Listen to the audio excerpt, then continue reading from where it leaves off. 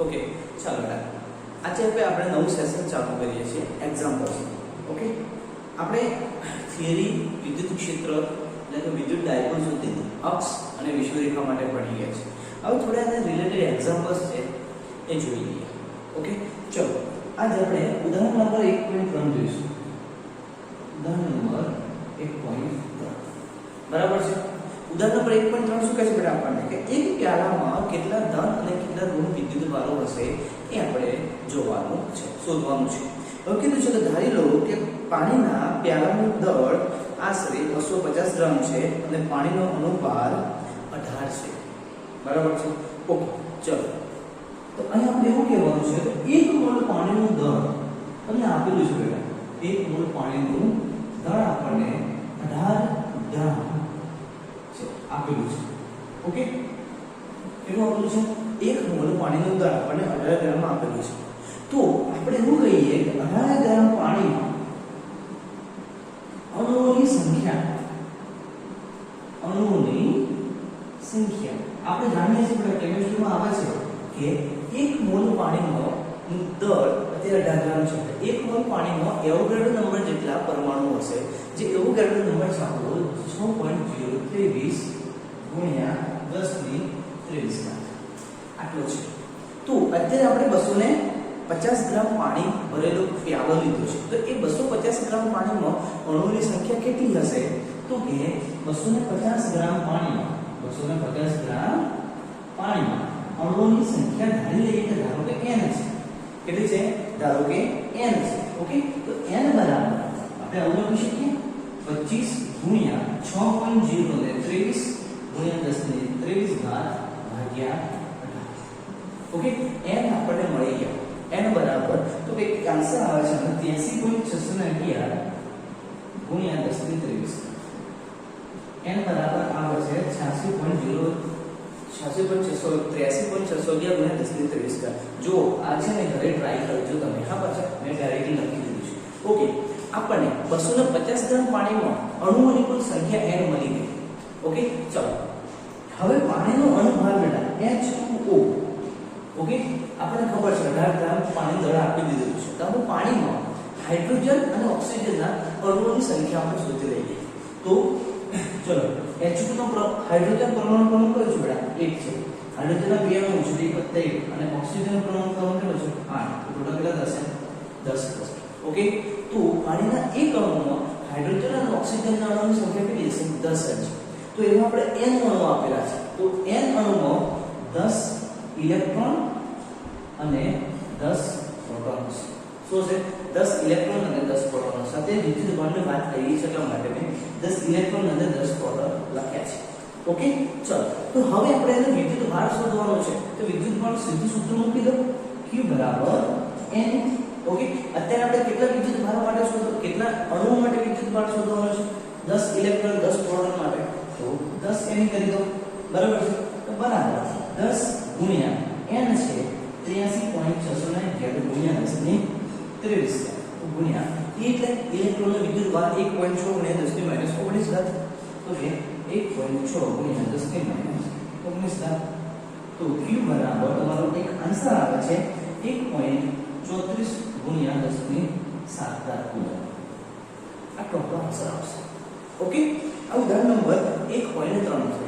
હવે આગળ જઈએ ઉદાહરણ નંબર 1.4.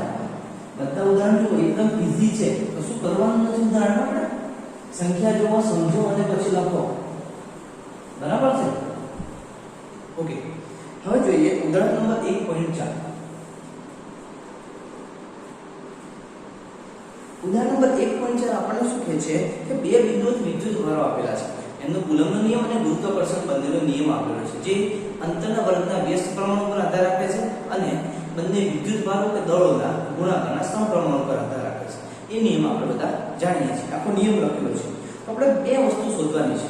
એક ઇલેક્ટ્રોન અને પ્રોટોન અને પ્રોટોન વચ્ચે બળના માનનો ગુણોત્તર, એટલે કે એક વખતે કુલમ્બ બળનો અને બીજી વખતે ગુરુત્વાકર્ષણ બળ શોધી અને બંનેના બળોનો આપણે ગુણોત્તર લેવાનો છે. ઓકે એક વખતે બે પ્રોટોન વચ્ચે લેશું, પછી પ્રોટોન અને ઇલેક્ટ્રોન વચ્ચે લેશું. ઓકે ચલો ચાલુ કરીએ. તો કહેવાનું 1 આ અંતરે રહેલા બે પ્રોટોન વચ્ચે લાગતું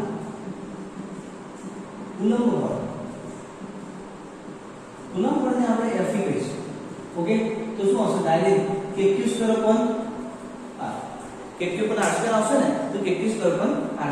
q ડાયરેક્ટ સ્ક્વેર કેમ લીધા છે મેં? કે ભાઈ પ્રોટોન છે એટલે p * p એટલે કે પ્રોટોનનો વિદ્યુત બળ 1.6 × 10⁻19 જે ઇલેક્ટ્રોન છે. તો ડાયરેક્ટ મેં kq² upon r² લખી દીધા છે. ઓકે, ચલો બધાની હવે કિંમત મૂકી દઈએ. ઓકે, તો એક કિંમત કેટલી છે તો જોઈએ. ઓકે, એક મિનિટ. બંને ઇલેક્ટ્રોન અને પ્રોટોન કીધું છે, બે પ્રોટોન વચ્ચે. તો બે આપણે ઇલેક્ટ્રોન અને પ્રોટોન બે પ્રોટોન વચ્ચે બધા શોધી લઈએ. તો શું થશે? તો કે 9 × 10⁹ ગુણ્યા q 1.6 × 10⁻19 વર્ગ ભાગ્યા r. બંને વચ્ચેનું અંતર કેટલું છે આપણને આપેલું નથી અત્યારે. ઓકે, તો અંતર r ને r² ને r² લેવાનું. બરાબર છે.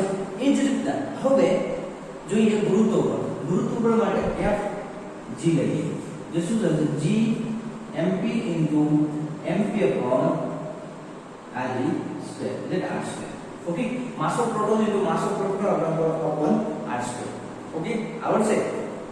ચલો તો જઈએ બંનેના માનનો આપણે ગુણોત્તર શોધવાનો છે.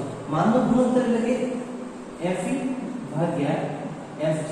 મોડ લઈ લો, કદાચ માઈનસ હોય તો પ્લસ કરી દઈશું. તો Fe કેટલા છે? kq² upon r² છે. Fg કેટલા છે? g me mp mp upon r². r² cancel out થઈ જશે. તો ડાયરેક્ટ લખું છું kq² upon g mp * mp. શું થશે? kq² upon g mp * mp. Okay, ચલો બધાની કિંમતો મૂકી દઈએ. એ કેટલા છે? 9 × 10⁹ ગુણ્યા q એટલે કે 1.6 × 10⁻19² ભાગ્યા g.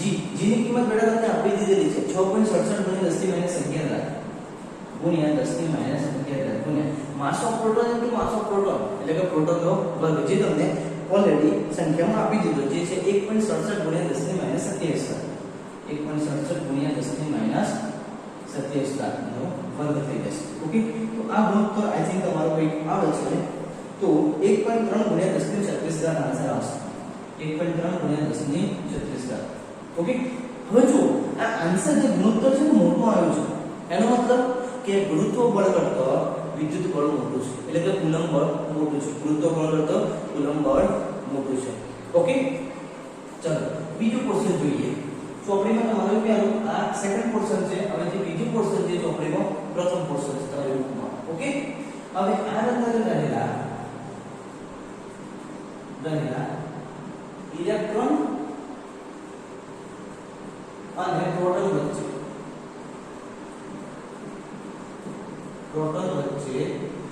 લાગતું કુલંબ બળ. ઓકે, તો એ કેટલો આવશે? સીધું k q * q એટલે કે આપણે અત્યારે ઇલેક્ટ્રોન લઈએ q લેશું, q ની જગ્યાએ તમે e મૂકશો તો પણ બરાબર છે. ઓકે, મેં નથી મૂક્યું કારણ કે આ છે આપણે કિંમત જ મૂકવાની છે પ્રોટોનની. ચલો અહીં મૂકીને બતાવું છું. તો k² થઈ જશે, પણ અહીં માઈનસ આવશે. શા માટે? એ ઇલેક્ટ્રોન છે એટલા માટે. ઇલેક્ટ્રોનનો માઈનસ ની વિદ્યુત ભાર છે, પ્રોટોનનો પ્લસ ની વિદ્યુત ભાર છે ભાગ્યા r². ઓકે, એ જ રીતના ગુરુત્વ બળ Fg બરાબર શું થશે? તો કે g me mp upon r². Okay, આવું થશે. અને હવે બધાનો ગુણોત્તર લઈ લો તો Fe ભાગ્યા Fg બરાબર. જો r² કેન્સલ આઉટ થઈ જશે. આ -k² છે એ +k² થઈ જશે. તો કે k² upon g me mp. k ની કિંમત કેટલી છે ખબર છે? 9 × 10⁹ એ એટલે કે 1.6 × 10⁻19 નો વર્ગ ભાગ્યા g 6.67 × 10⁻11 ગુણ્યા mp * me છે. માસ ઓફ પ્રોટોન તમને ખબર છે 1.67 × 10⁻27 ગુણ્યા માસ ઓફ ઇલેક્ટ્રોન કેટલું છે? 9.11 × 10⁻31. ઓકે, તો આનો કઈ આન્સર તમારો આવે છે બેટા 2.27 × 10⁻39. 2.27 × 10⁻39. એનો મતલબ કે બે પ્રોટોન અને ઇલેક્ટ્રોન લો કે બે પ્રોટોન લો, હંમેશા કુલંબ બળ ગુરુત્વ બળ કરતા થોડું મોટું છે. ઓકે, આ એક વસ્તુ કમ્પ્લીટ થઈ ગઈ. હવે બીજું શું કહે છે કે ઇલેક્ટ્રોન અને પ્રોટોનને 1 એંગસ્ટ્રોમ દૂર હોય તો એ વખતે આકર્ષણથી બળથી ઉદ્ભવતા ઇલેક્ટ્રોન અને પ્રોટોનના પ્રવેગ શોધો. ચલો બંનેને એકબીજાથી દૂર કાઢ્યા છે. આપણે જોઉં છું બંને. ઓકે, r બરાબર 1 એંગસ્ટ્રોમ મૂક્યું છે, એનો મતલબ કે 10 ની માઈનસ 10 મીટર અંતરે મૂક્યા છે. તો એ વખતે બંને વચ્ચેનું આકર્ષણ બળ શોધવાનું છે. એ કુલંબ બળ જ આવશે. F બરાબર k minus e plus a upon r square બરાબર minus k square upon r square. એટલે મોડ f માં મૂકી દઈશું આપણે, એ ધન થઈ જશે. ઓકે, કારણ કે બળ હંમેશા ધન હશે. તો ચલો મોડમાં મૂકી દઈએ, આ ધન થઈ જાય. k એટલે કે 9 ગુણ્યા 10 ની 9 ઘાત ઇલેક્ટ્રોન 1.6 ગુણ્યા 10 ની માઈનસ 19 ઘાતનો સ્ક્વેર ભાગ્યા r અંતર કેટલું છે બતાતે 10 ની માઈનસ 10 ઘાત મીટર છે, તો 10 ની માઈનસ 10 ઘાતનો વર્ગ. મોડ f બરાબર તમને કઈ મળે છે બેટા? એ મળે છે 2.3 ગુણ્યા 10 ની માઈનસ 8 ઘાત મીટર. કેટલું મળશે? 2.3 ગુણ્યા 10 ની માઈનસ 8 ઘાત મીટર. ચલો આપણને બળ મળી ગયું. હવે કે છે કે ઇલેક્ટ્રોન અને પ્રોટોનનો પ્રવેગ શોધવાની વાત કરે છે. તો ઇલેક્ટ્રોન અને પ્રોટોનનો પ્રવેગ આપણે જાણીએ છીએ બેટા.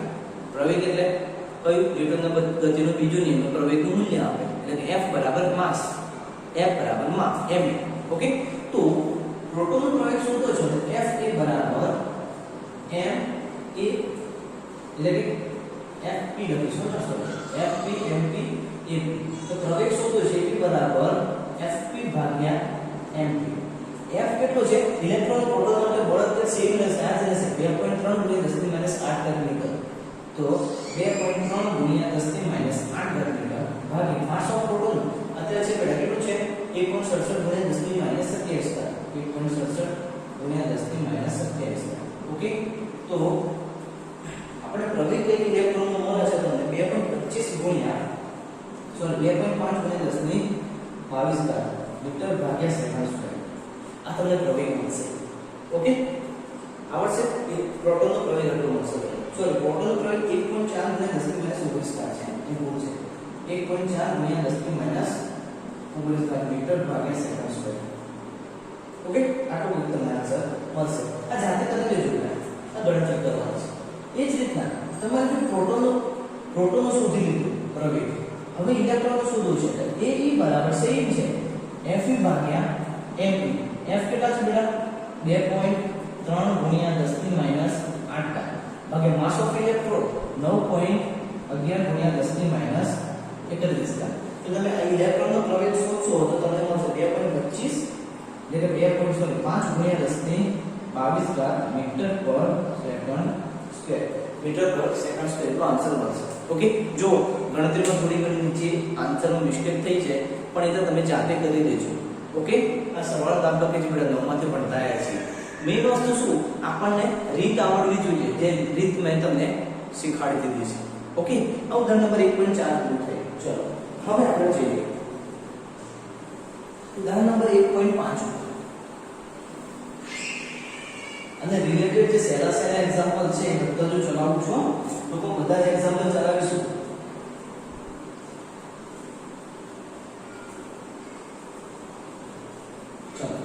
ઉદાહરણ નંબર 1.5. તો આપણે ઉદાહરણ નંબર 1.5 શું કહે છે? ઓકે,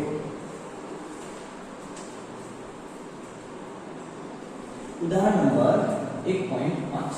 તો ઉદાહરણ નંબર 1.5 એવું કહે છે બેટા કે બે ગોળાઓ લીધેલા છે. બે ગોળાઓ પર ગોળો A અને ગોળો B, બે ગોળાને લટકાયેલા છે. આ ગોળો A છે. ઓકે, જેના પર ધન વિદ્યુત ભાર છે અને એક વિદ્યુત ભાર બીજું એટલો જ વિદ્યુત ભાર ધરાવતો ગોળો B આને નજીક રહે છે. આ B ગોળો છે, આના પર પણ ધન વિદ્યુત ભાર છે, આના પર પણ ધન વિદ્યુત ભાર છે અને બંને વચ્ચેનું અંતર 10 સેન્ટીમીટર અંતર છે. કેટલું અંતર છે? બંને વચ્ચેનું 10 સેન્ટીમીટર અંતર છે. ઓકે, હવે શું કરવાનું છે આપણે કે ગોળા A અને B ને અનુક્રમે ગોળા C અને D જે વિદ્યુત ભાર વિહીન છે એની જોડે લાવવાના છે. એટલે કે આની જોડે ગોળો C લાવીએ આ રીતે, અને આની જોડે એક ગોળો D લાવીએ.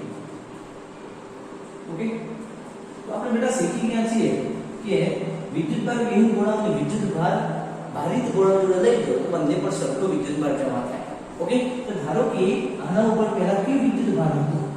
તો નજીક લઈ ગયા પછી બંને પર કેટલો જમા થશે તો કે q/2 જેટલો વિદ્યુતભાર જમા થશે બંને ઉપર કેટલો જમા થશે q/2 જેટલો વિદ્યુતભાર જમા થશે ઓકે એનો મતલબ એ ધારો કે આને પ્લસ q અને સ્મોલ q કહીએ ઓકે એટલે આને કેપિટલ q કહીએ ને આને સ્મોલ q કહીએ જ્યારે બંને વચ્ચેનું અંતર 10 સેન્ટીમીટર હતું એ વખતે બંને પર લાગતું ગુરુત્વાકર્ષણ એટલે સોરી કુલંબ બળ F બરાબર kqq/r² જેટલું કેટલું હતું kqq/r² જેટલું ઓકે હવે સમજો કે જ્યારે આ ગોળાઓને નજીક લાવો વિદ્યુતભાર અડધું થઈ ગયું પછી A અને B ગોળા વચ્ચેનું અંતર પણ અડધું કરવામાં આવે છે તો પછીનું અંતર આપણે 5 સેન્ટીમીટર કહી દઈએ પછીનું અંતર કેટલું કહી દઈએ 5 સેન્ટીમીટર કે r બરાબર r/2 લઈએ તો એ વખતે નવું બળ કેટલું લાગશે એ શોધવાનું છે ચલો આ ઇક્વેશન 1 આપીએ નવું બળ માટે શું લઈએ બેટા q બરાબર આપણે q/2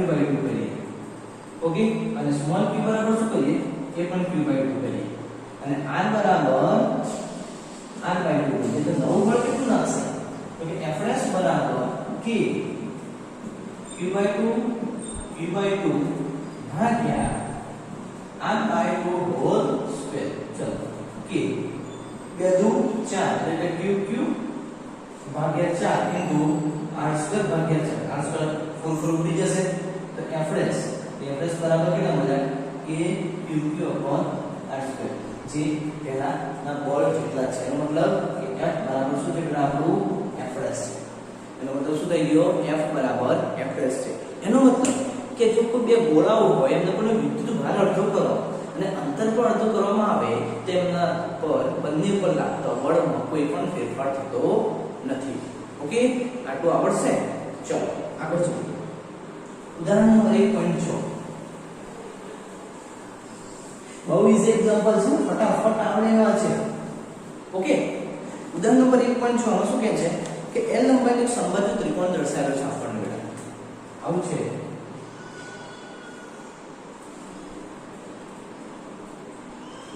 A B અને C L લંબાઈનો છે જેના ઉપર ત્રણ ઉપર q વિદ્યુતભાર મૂકેલા છે q વિદ્યુતભાર અને q વિદ્યુતભાર અને એના મધ્ય કેન્દ્રમાં એક O બિંદુ છે ઓકે જેના ઉપર કેપિટલ Q વિદ્યુતભાર મૂકેલો છે તો હવે શું કહે છે આપણને કે ત્રિકોણના મધ્ય કેન્દ્ર પર મૂકેલા q કેપિટલ Q વિદ્યુતભાર પર લાગતું બળ આપણે શોધવાનું છે હવે જો આ ત્રિકોણ એક સમબાજુ ત્રિકોણ કહે છે એનો મતલબ કે ત્રણે બાજુ સરખી હશે અને ત્રણે ખૂણાઓ સરખા હશે ઓકે એનો મતલબ કે AB બરાબર BC બરાબર CA બરાબર L છે ઓકે આપણે હવે એક કામ કરીએ કે A માંથી એક લંબ દોરીએ BC બાજુ પર આ રીતના ઓકે તો શું થાય અને આનું નામ આપણે T આપીએ કેવું કહીએ કે રેખાખંડ AD લંબ રેખાખંડ BC દોરતા તો કહીએ રેખાખંડ AD લંબ રેખાખંડ આપણે BC દોરવાનો છે ઓકે તો એના લીધે ખૂણો મળશે થીટા બરાબર પહેલી વસ્તુ કે આપણે છે ને આનું માપ જોઈએ છે બરાબર છે AC નું માપ આપણને ખબર છે બરાબર ચલો એક થીટા લઈએ તે સમબાજુ ત્રિકોણ છે બેટા તો 60 ડિગ્રી હશે તો અડધો કેટલું થશે 30 ડિગ્રી થશે તો cos થીટા બરાબર શું સૂત્ર છે પાસેની બાજુ ભાગ્યા કર્ણ પાસેની બાજુ કઈ છે AD ભાગ્યા કર્ણ કયો છે AC બરાબર શું થાય AD ભાગ્યા L અને cos થીટા કેટલું છે 30 ડિગ્રી છે તો cos 30 બરાબર AD upon L આવું થશે cos 30 બરાબર શું થશે AD upon L તો AD બરાબર કેટલા થાય L ગુણ્યા cos 30 અને cos 30 ની વધારે કિંમત તમને ખબર છે √3/2 ઓકે તો L ગુણ્યા √3/2 બરાબર √3L/2 ચલો AD ની કિંમત મળી ગઈ ઓકે હવે આપણે શોધવાનું શું છે તો કે O બિંદુ પાસે મધ્ય કેન્દ્ર O છે એના ઉપર Q વિદ્યુતભાર મૂકેલો છે તો અહીંથી A B અને C બિંદુ ઉપર Q અને Q વિદ્યુતભાર મૂકેલા છે તેના દ્વારા લાગતું બળ શોધવાનું છે ઓકે આપણે કે શું શોધવાનું છે એના પર બળ શોધવાનું છે ઓકે હવે જુઓ O એ શું છે O એ ત્રિકોણનું મધ્ય કેન્દ્ર છે ત્રિકોણનું મધ્ય કેન્દ્ર છે એનો મતલબ કે સમબાજુ ત્રિકોણ હોય અને મધ્ય કેન્દ્રમાંથી કોઈ સામેની બાજુ પર લંબ દોરવામાં આવે તો એને આપણે ત્રિકોણની મધ્યગા કહીએ છીએ. ત્રિકોણની શું કહેશું? મધ્યગા. અને એ મધ્યગાનું માપ એટલે કે ADU નું માપ એ 2/3 AO હોય છે. એટલે કે સોરી AO નું માપ એ મધ્યગાના માપ કરતા 2/3 ગણું હશે. એનો મતલબ કે AO બરાબર 2/3 AD થશે. શું થશે? AO બરાબર 2/3 AD. ચલો AD ની કિંમત તમને ખબર છે તો 2/3 ગુણ્યા √3L/2. ઓકે, તો 2 કેન્સલ આઉટ થઈ જશે. 3 * 3 √3 એક √3 ઉડી જશે, આવશે L/√3. ચલો AO બરાબર શું મળ્યા? L/√3 મળી ગયા તમને. અને એવું કહેવાનું છે કે AO બરાબર BO બરાબર CO છે. ત્રણ વસ્તુ સરખી છે. સમબાજુ ત્રિકોણ છે, બધી જ બાજુઓની લંબાઈ સરખી હશે. ઓકે, એમાં મધ્ય કેન્દ્ર છે, દરેક બાજુ પર દોરેલી લંબાઈ પણ કેવી હશે? સરખી હશે. એટલે કે AO બરાબર BO બરાબર CO બરાબર L/√3. ચલો એનો મતલબ બધા જ માપ આપણને મળી ગયા. ઓકે, AO બરાબર L/√3 થઈ ગયું, BO બરાબર L/√3 થઈ ગયું, CO બરાબર L/√3 થઈ ગયું. તો A, B અને C બિંદુ દ્વારા લાગતું બળ બેટા મળી જાય આપણને. તો બળ શાના નિયમની મદદથી શોધીએ છીએ? કુલમ્બના નિયમની મદદથી. ઓકે, હું શોર્ટકટ તમને શોધી દઉં છું. તો કે એ બિંદુ પાસેનું લાગતું બળ તો કહેવાનું Fa બરાબર K બંને Q વિદ્યુત ભાર છે એટલે Q Q/r². હવે r² કયો આવશે? આ આવશે. ઓકે, તો કે L/√3 હોલ સ્ક્વેર ઇન્ટુ સ્થાન સદિશ કયો આવશે બેટા? તો કે AO કેરેટ આવશે. કયો આવશે? AO caret. એ જ રીતના FB માટે થશે સેમ બધા માટે KQQ/L/√3 whole square into BO caret. અને FC માટે થશે KQQ/L/√3 whole square into CO caret. Okay, આ રીતનું થશે. તો ઓ બિંદુ પાસે પરિણામી વિદ્યુત ક્ષેત્ર આપણે શોધવું છે. પરિણામી વિદ્યુત બળ બળ શોધવું છે. તો સદિશ F બરાબર સદિશ FA વત્તા સદિશ FB વત્તા સદિશ FC. અને તમે સદિશ લખશો ને તો પણ ચાલશે. ઓકે, એટલે આપણે સ્થાન સદિશ દર્શાવેલા છે. તો શું થશે બેટા? KQQ/L/√3 whole square AO caret plus KQQ/L/√3 whole square BO caret plus KQQ/L/√3 whole square CO caret. Okay, તો સદિશ F બરાબર જે કોમન છે બહાર કાઢી લઈએ તો KQQ/L/√3 હોલ સ્ક્વેર કોમન છે. અંદર શું વધશે બેટા? AO કેરેટ વત્તા BO કેરેટ વત્તા CO કેરેટ આવું એક વધશે. ઓકે, તો હવે જુઓ મુદ્દાની વાત હવે આવે છે કે આપણે શરૂઆત કરીએ છીએ અહીંથી, બરાબર છે? એટલે કે દરેક બે ખૂણાઓ વચ્ચે 120 ડિગ્રીનો ખૂણો બને છે. જો દરેક બે સ્થાન સદિશ છે, આ 120 આ 120 આ 120. એટલે કે ત્રણે નો પરિણામી સદિશ શૂન્ય થશે. કેવો થશે? ત્રણે નો પરિણામી સદિશ શૂન્ય થશે. એટલે કે AO વત્તા BO વત્તા CO બરાબર શું થશે? 0. તો આપણે પરિણામી બળ આપણે કેવો હશે બેટા? 0 મળશે. ઓકે, એટલે કે મધ્ય બિંદુ O ઉપર કેપિટલ Q વિદ્યુત ભાર ઉપર આ બધા જ બિંદુઓ દ્વારા લાગતું બળ કેવું હશે? શૂન્ય બળ છે. કેવું બળ હશે? શૂન્ય હશે. ઓકે, આવડશે? ઓકે, તો આજના માટે આપણે આટલા દાખલા રાખીએ છીએ. બરાબર.